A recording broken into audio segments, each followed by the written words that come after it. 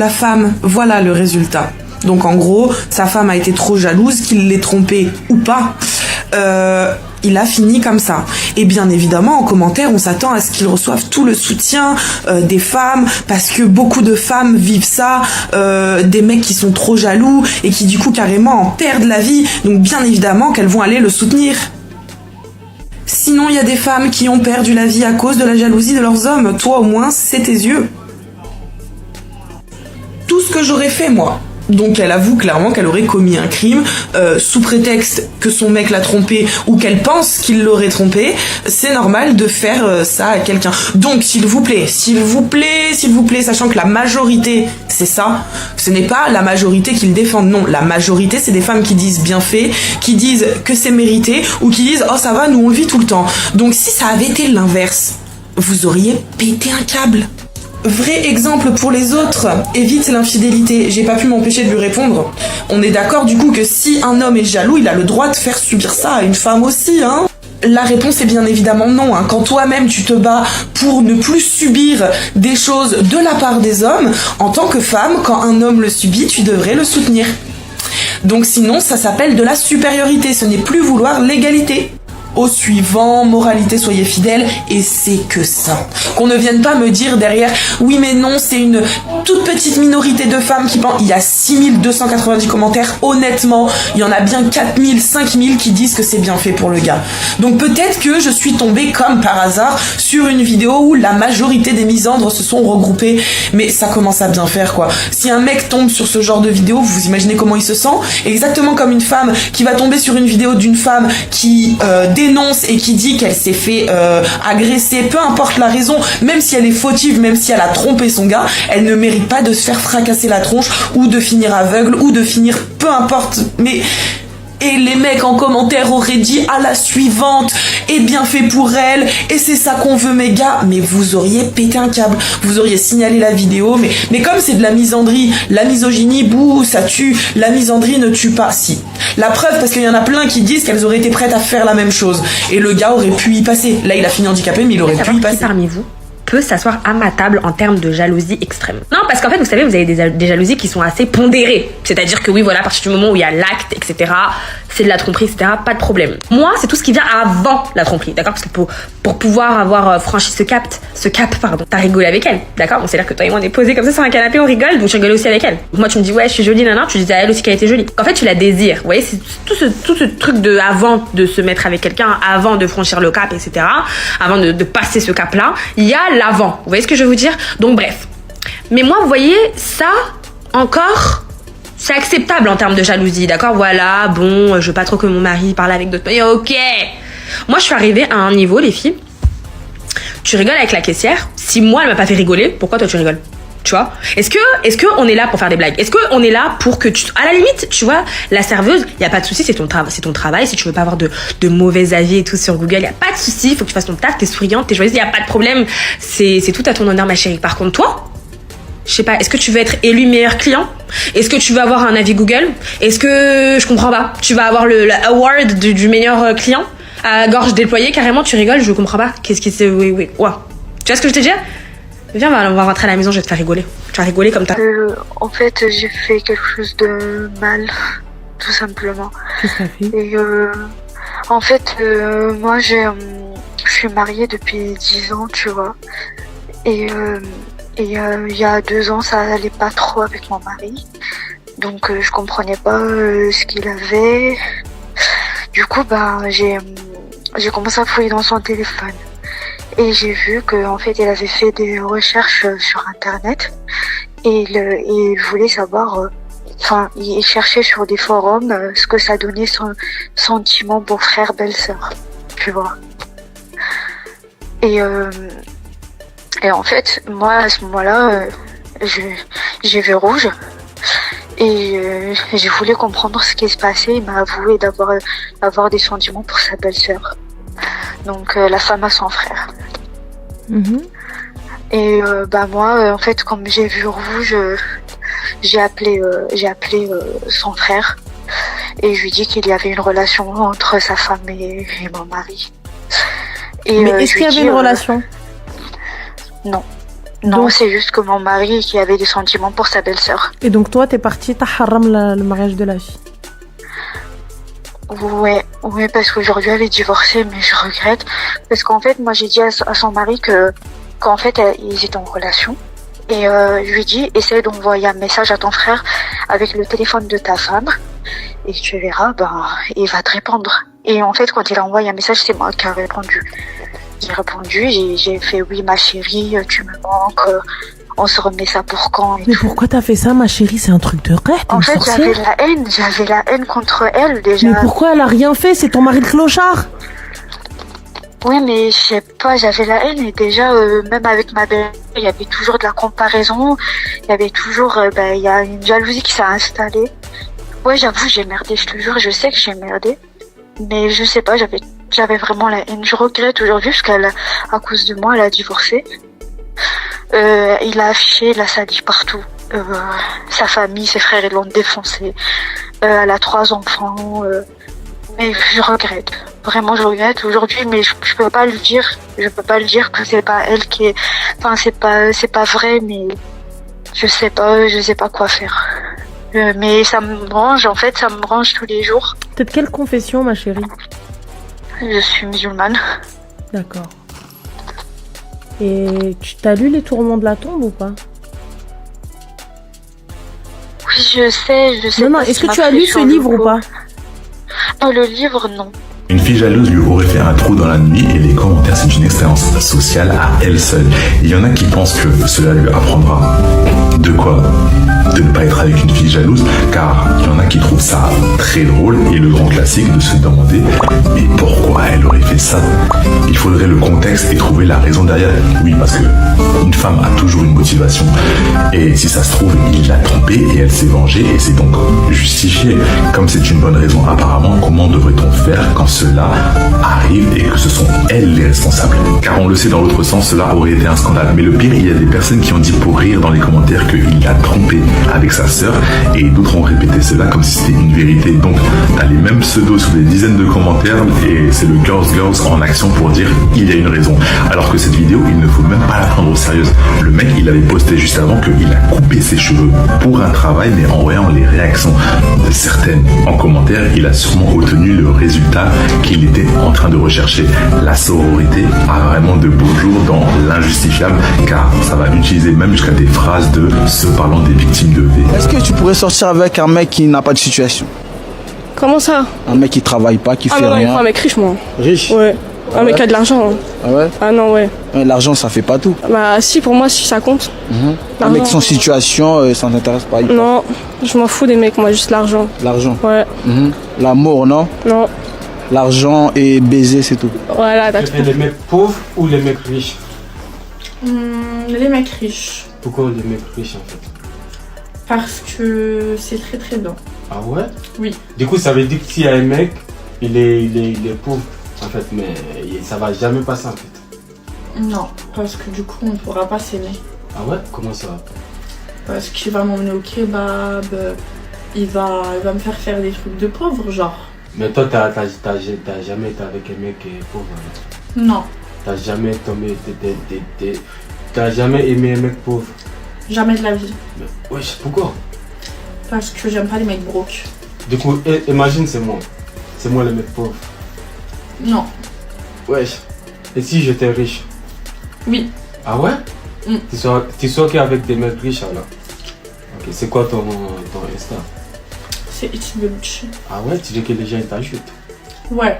Ok, y'a pas de souci. Les gens ils vont t'ajouter, fais-moi confiance. Vas-y, viens. Du coup, les gens ils vont te voir. Commentaire. Les gars, ajoutez-la. Voilà, vous allez kiffer en fait. Du coup, toi t'es quoi? T'es célibataire, non? T'es pas en couple, on est d'accord? Non. Bah voilà. Du coup, c'est quoi ton style de mec? Franchement, j'ai pas de style. Ça dépend. Ça dépend de quoi, s'il a des... De l'argent. À la base, quand j'ai commencé les réseaux sociaux, tout le monde était choqué quand j'étais la première à dire que je voulais un homme riche et tout ça. Tout le monde était outré. C'était vraiment impossible. Aujourd'hui, toutes les filles, elles se sont mises à donner des conseils pour avoir des hommes riches. Toutes les filles, elles se sont mises à faire des vidéos sur ça, assumer et tout ça, alors qu'à la base, tu pouvais même pas l'assumer. Et maintenant, ça s'est grave banalisé. De même de faire des TikTok qui font énormément de vues, de dire que tu es un homme riche et tout ça, j'ai rien contre. Parce que c'est sympathique de vouloir un homme riche. Mais ce que je voulais dire par là, c'est que maintenant, tout le monde le dit. Et moi, j'aime pas les choses que tout le monde fait. Donc ouais, il y a une traîne là de faire 40 000 vidéos, de dire que tu es un homme riche et tout, pour la peine. Je suis un mec pauvre. Allez hop, je vais me mettre à entretenir un mec, parce que là, j'en ai marre. J'en ai marre que ce soit trop à la mode. J'en ai marre que tout le monde le dit et que c'est elle a dit qu'elle voulait un homme riche, c'est rigolo. Hop, je veux un homme pauvre. C'est bon. Moi, j'en peux plus là. De toutes ces copies qui disent qu'ils veulent un homme riche. À la base, j'étais la seule à le dire et à l'assumer. Maintenant, tout le monde l'assume, c'est plus drôle. يحبني يحبني على بعضي بشكل بطريقتي بأسلوب بجنيني بصوتي الهادي أو صوتي العالي بطريقة لبسي بشغلانتي بطريقة كلامي بإيدي بدماغي بطريقة حبي ليه أنا كده أنا الباكج ده أنت هتحب الباكج ده أهلا وسهلا وهتتشال فوق الراس مش هتحب الباكج ده حضرتك في بلايين من الرجاله غيرك على كوكب. Et vous, quand vous êtes grosse parce que vous mangez trop, on est obligé de rester avec vous. Vous foutez de la gueule de qui?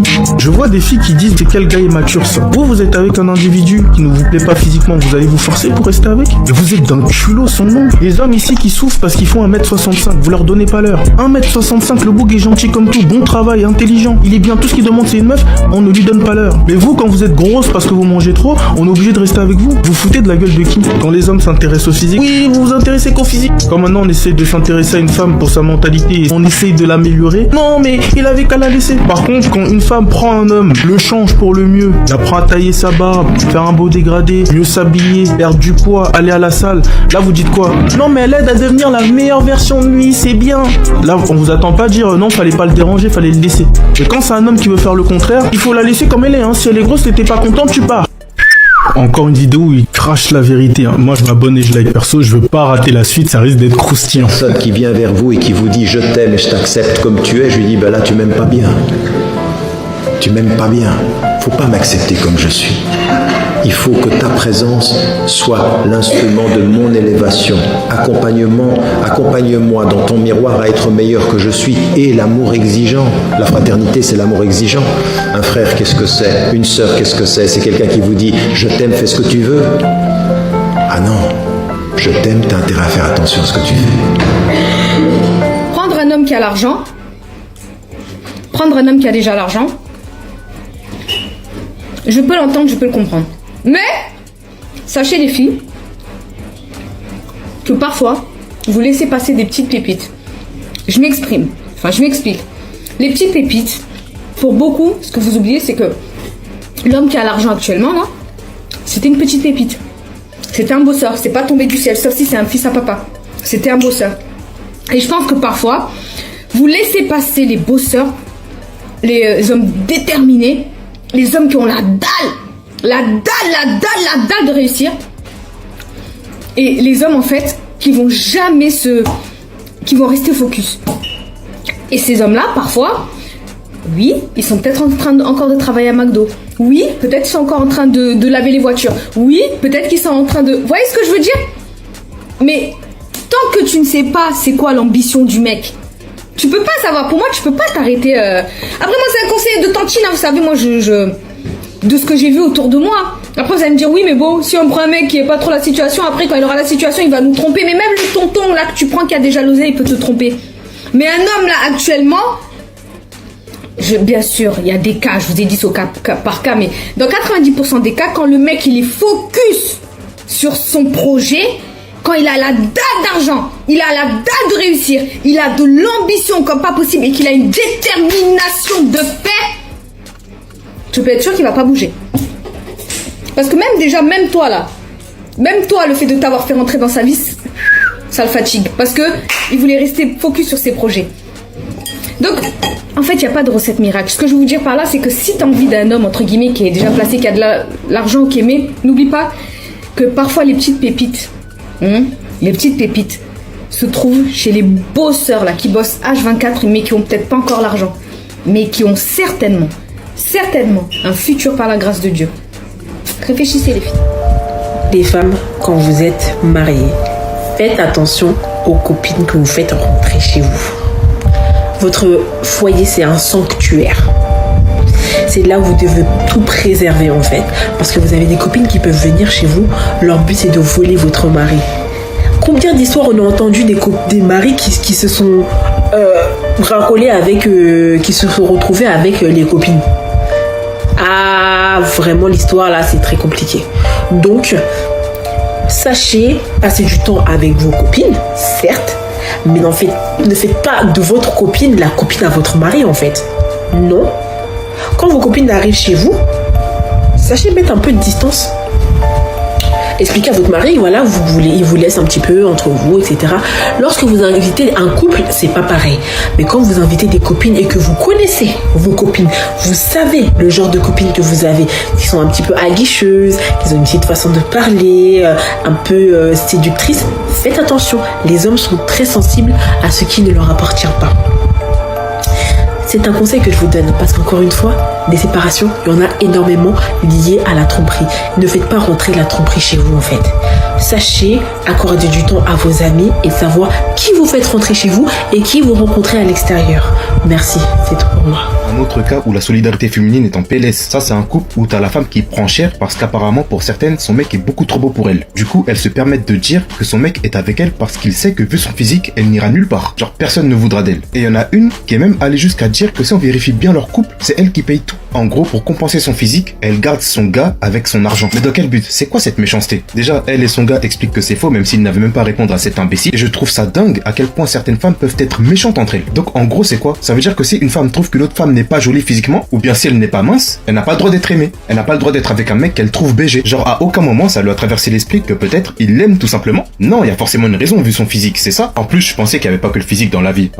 En fait, ces femmes-là sont toujours dans la comparaison. Pourquoi elle et pas moi? Égo surdimensionné et pure jalousie. Pourtant, je vous assure que la même femme, si elle était célibataire ou si elle n'avait pas confiance en elle, si elle se rabaissait, se trouvait moche, n'aimait pas son corps, etc., ça allait être les premières à dire mais non, t'es magnifique, change rien, t'es une queen ma vie, tu mérites tout, tu slay. Hypocrisie, hein. En fait, solidarité féminine jusqu'à ce qu'il y ait un mec BG dans l'équation. Ou alors une meilleure situation. C'est reste en dessous de moi et tout va bien. Si tu as le malheur d'avoir ce que je n'ai pas la chance d'avoir et que je veux, c'est fini. La solidarité féminine, c'est que pour les femmes brisées et au plus bas. Ou alors pour nuire aux mecs en mode ennemi commun. Là, ça marche. La vérité, c'est que certaines, là, vous détestez juste voir d'autres femmes heureuses. En plus, là, je vais peut-être tout mélanger. Mais on se plaint beaucoup que les femmes noires sont beaucoup critiquées, rabaissées même par des hommes noirs. Et là, on a un couple Black Love. Et t'as des femmes noires, ce sont les premières à critiquer. Non, solidarité féminine ou compétition? Femmes divorcées avec des enfants, c'est à vous que je m'adresse. Je vais vous dire une chose très importante. Et je veux que ça reste ici et que ça ne bouge pas. Vous êtes dans l'obligation d'avoir des critères de sélection très, très, très élevés. Je répète, vous êtes dans l'obligation d'avoir des critères très, très, très élevés. Je vous ai dit, l'avantage des réseaux sociaux, c'est qu'on voit de tout, on entend de tout. Et le bien pour vous, c'est que vous savez comment pas mal d'hommes pensent. Vous avez le côté positif et vous avez aussi le côté négatif. Et le côté négatif, c'est très bien, au moins vous êtes consciente qu'il y a des hommes qui pensent comme ça. Personne ne vous prendra avec vos enfants. Vous ne devez pas avoir de critères. Vous devez prendre les restes parce que personne ne prendra vos enfants. Ne vous laissez surtout pas embobiner par ce genre de discours.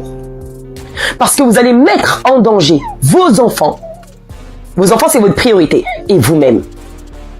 J'ai dit quand tu es seul à être prioritaire. Tu te priorises. Tu te dois toi-même de te mettre en sécurité. Mais tu es seul. Et c'est pourquoi je dis que les femmes qui ont des enfants, leurs critères de sélection doivent être, pour moi, plus élevés que les femmes qui sont célibataires. Vous n'êtes plus seul. Vous avez des enfants qui sont sous votre responsabilité. Et à partir du moment où ils sont sous votre responsabilité, vous devez les mettre en sécurité. Vous devez les mettre en sécurité et pas avec n'importe qui. Un truc, hein, mesdames. Je vais vous dire une seule chose. Au nom de Dieu, ce que je vais vous dire, j'ai raison. Personne, je dis bien personne, fixe vos critères, vos attentes. C'est vous qui les fixez vous-même. Si vous ne connaissez pas votre valeur, d'accord? Si vous aimez bien prendre des clochards, des trous du cul, et après vous venez pleurer parce que ces mecs-là, à part vous ken, parce qu'ils connaissent la notice pour vous cambrer. Mais après, t'as vu, pour assumer comme des hommes, ça, c'est pas dans leurs principes. Ça les regarde. Et ça vous regarde. Un mec, quand il est pourri de l'intérieur, il est pourri de l'intérieur, c'est tout. Il y a des mecs qui sont pas faits pour être en couple. Il y a des mecs qui sont pas faits pour aimer. Il y a des mecs, malheureusement, leur vie, c'est faire du mal. Ils savent que faire ça. D'accord? Mais vous aussi, votre vie, c'est quoi? C'est accepter des choses qui ne sont pas acceptables. Donc il y a un moment, va falloir revenir à la réalité et réfléchir dans vos têtes. Si vous aimez souffrir, souffrez en silence. Sinon, si vous avez envie de sortir de ces relations, trouvez la force et sortez. Je reconnais que mon mari a un travail physiquement intensif et qu'il travaille de très longues heures. Généralement 60 à 65 heures par semaine dans les semaines creuses. Ah ouais, c'est... Et j'apprécie le fait qu'il travaille dur pour que je puisse être à la maison pour nos enfants après l'école et pendant leur congé. Ceci étant dit, venons-en au problème. Il dit qu'il a rarement le temps ou l'énergie de préparer son propre déjeuner pour la journée. Souvent, il s'endort après être rentré à la maison, avoir fait le reste du ménage et passer du temps avec les enfants. Ok. Le matin, il s'occupe des chiens Attends, quoi? Rarement le temps ou l'énergie de préparer son propre déjeuner pour la journée. Souvent, il s'endort après être rentré à la maison, avoir fait le reste du ménage et passer du temps avec les enfants. Ah, avoir fait le reste du ménage, non, tu bosses 60 à 65 heures dans une semaine et tu vas faire encore le ménage. Aïe, mon pauvre, quelle charge mentale. Quelle charge mentale. Tu es marié avec qui?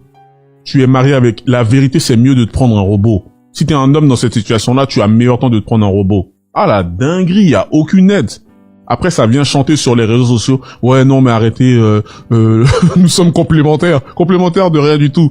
Le mec, il bosse 60 à 65 heures, il rentre, il doit encore faire le ménage. Allez, bougez de là, frère.